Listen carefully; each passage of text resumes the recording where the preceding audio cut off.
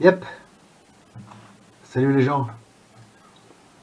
Je vous invite à visiter un cimetière, un cimetière que j'ai découvert il y a quelques mois, un cimetière de vieux engins, tous de la marque Richard Continental, que je ne connaissais pas, qui est une marque française. Ça se trouve pas très loin de chez moi et j'ai découvert ça en allant me balader. Au cours de mes balades, je me suis garé avec mon fourgon avant d'aller me promener. Et juste à côté de l'endroit où j'étais garé, il y avait tous ces engins en train de rouiller au milieu des ronces. Et je me suis approché, j'ai fait le curieux, et j'ai vu qu'ils étaient de la marque Richard Continental. Alors au début j'ai cru que c'était américain, Richard Continental. Et non, non, non, c'est bien français. Hein. C'est ce qui m'a donné l'idée de faire ce modèle réduit de, de bulles. Parmi tous les autres que j'ai déjà fait, j'ai eu l'idée de faire celui-ci, le modèle CD10D, voilà, qui est pas tout à fait fini. Il manque un peu de peinture par-ci par-là, les petites écritures, écrit petit Richard Continental et puis le numéro CD10D, voilà. Je vous amène donc à la découverte de ce cimetière.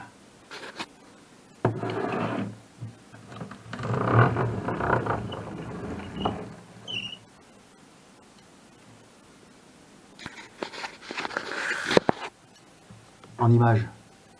Je vous laisse apprécier. Rock and roll. Alors oui, c'est toujours un petit peu émouvant, en tout cas pour les gens, les amoureux des engins, si c'est votre cas, et plus particulièrement des engins anciens, de les voir envahis par les ronces, en train de rouiller au soleil, hein, avec de la mousse qui se forme dessus, un arbre qui pousse entre la lame et le bloc moteur, tous les flexibles brûlés, craquelés, les sièges qui ont disparu, la rouille qui envahit partout, les tôles qui se percent et qui tombent en copeaux. Et de se dire, à une époque, ces machines ont rendu service aux propriétaires de l'époque pour faire des chantiers. Elles étaient actives, elles faisaient le job, elles faisaient le taf. Et aujourd'hui, elles sont mises au rebut, oubliées. Alors, quelle est l'histoire qui concerne ces machines? J'en sais rien. C'était une entreprise de travaux publics, certainement, de terrassement, mais qui n'est plus active très certainement depuis peut-être 40 ans ou plus. Et donc, il y a le dépôt, comme vous pouvez le découvrir en image. Vous voyez tous ces engins répartis autour du dépôt qui sont en train de rouiller sur place. C'est un peu dommage parce que bon, il y a les associations qui rafistolent, rénovent, arrangent ces vieilles machines lorsque ça vaut le coup. Et je pense qu'il y en a certaines d'entre elles avec un peu de travail dessus. Moi, j'y connais rien du tout en mécanique, mais avec un peu de boulot qu'on pourrait refaire fonctionner, j'en suis absolument sûr. Et donc là, pour ces gens-là, il y a une mine d'or, de pièces détachées, de machines qui sont en train de se décomposer tout doucement, voilà, avec l'usure du temps. C'est dommage, c'est toujours un petit peu triste. Voilà, je tenais à vous faire partager ça, et puis comme j'ai dit au début de la vidéo, c'est surtout c'est ça qui m'a donné l'envie de me lancer dans la fabrication d'un modèle réduit de cette marque, Richard Continental, une marque bien française, Cocorico, originaire de Villeurbanne, à côté de Lyon. Bon, la firme Richard Continental n'existe plus, il y a fort longtemps, ça s'est arrêté à la fin des années 60 ou au tout début des années 70, donc bon, c'est l'histoire ancienne, comme ces machines que je vous montre. Ouf, là il y a un complètement envahi par les branches. Oh là là. Ouais, une belle lame déjà. Bon, c'est pas des gros arbres, mais enfin. Et celui-là est un peu plus gros aussi.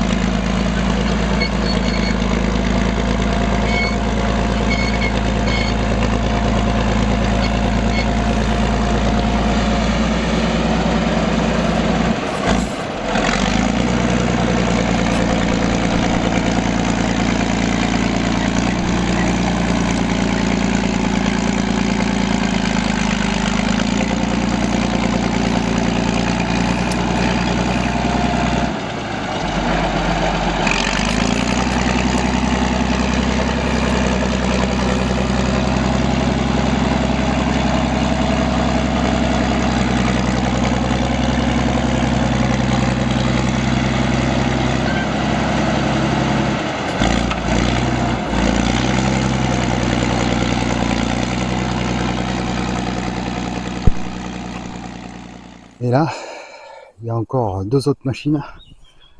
Il y en a partout, il y en a derrière aussi, mais c'est envahi dans les ronces partout. Alors ça, c'est tout du Richard Continental, hein. Tous de la même marque.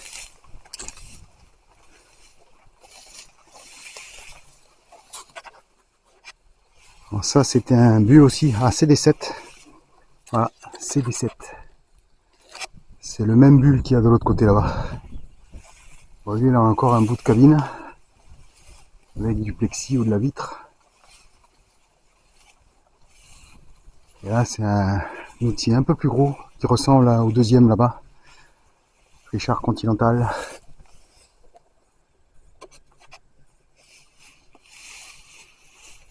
Une jolie petite lame aussi.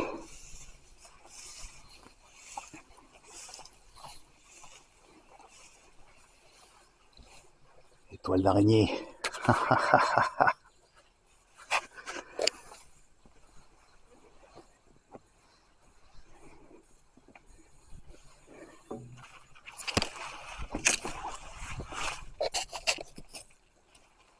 Et ouais.